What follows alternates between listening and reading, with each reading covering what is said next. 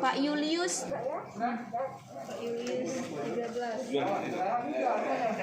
Nomor 14 Pak Abdul Rozik.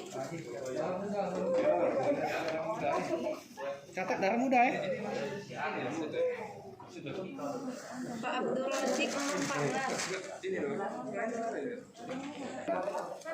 14. Donor.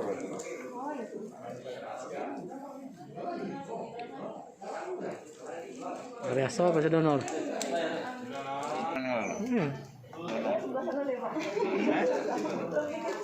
Lebih kecil ini.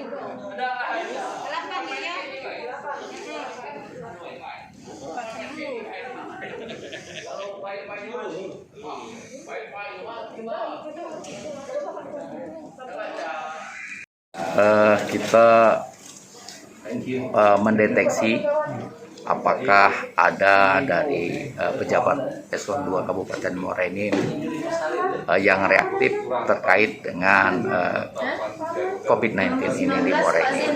Dan apabila ada yang reaktif, bisa kita tingkatkan ke swab untuk secepatnya kita bisa mendeteksi tadi berapa sih yang mendapat, apakah ada yang terpapar, ada beberapa orang yang terpapar atau tidak terkait dengan COVID-19. Misalnya kalau ada terpapar? Enggak, kalau setelah ada yang reaktif akan kita lanjutkan dengan swab kepada mereka yang reaktif dan kita kirim ke BBLK Palembang untuk mengetahui apakah mereka terkonfirmasi positif atau tidak. Ini tujuannya apa, Pak? Tadi kita untuk bisa mengurangi, bagaimana kita mencegah, mengurangi penyebaran COVID-19 di Kabupaten Muara Enim. Ini untuk ini pejabat apa, Pak? Ini untuk seluruh pejabat eselon 2 yang ada di Kabupaten Muara Enim. Setelah ini kita baru turun lagi ke klaster ke bawah. Kita rencanakan juga melihat dari persediaan dari rapid test itu sendiri. Berapa banyak, mungkin ke bawah kita bisa ke masyarakat maupun ke profesi-profesi lainnya. Apa harapan kita?